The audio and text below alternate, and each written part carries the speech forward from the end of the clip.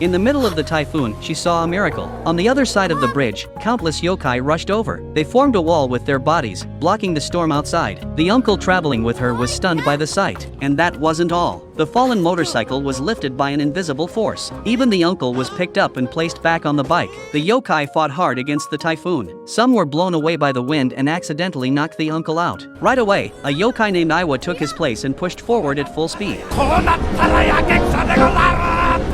Iwa and his two companions were messengers from heaven. Their duty was to protect Momoko and her mom, until her father's soul finally reached heaven. That day, the typhoon suddenly struck the island. Momoko's mom had a sudden asthma attack, but the island's only doctor was away on another island. Momoko had no choice but to ask Iwa for help, but they couldn't interfere with human life and death, or they'd be punished. So Momoko rushed out alone. No matter what, she had to bring the doctor back. The uncle, who secretly loved her mom, caught up. He carried Momoko on his bike toward the next island.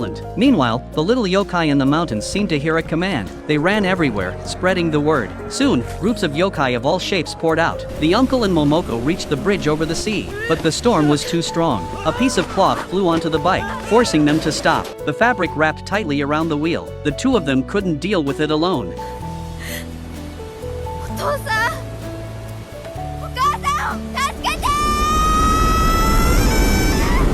Maybe her father heard Momoko's call. Maybe the heavens were moved by her courage. In that moment, a real miracle happened.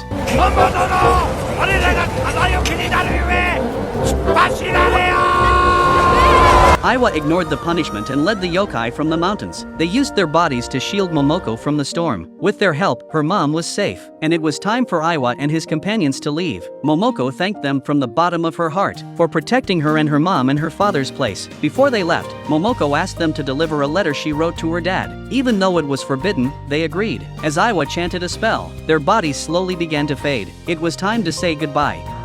ありがとうみんな忘れないからね。力も失礼つかまつる。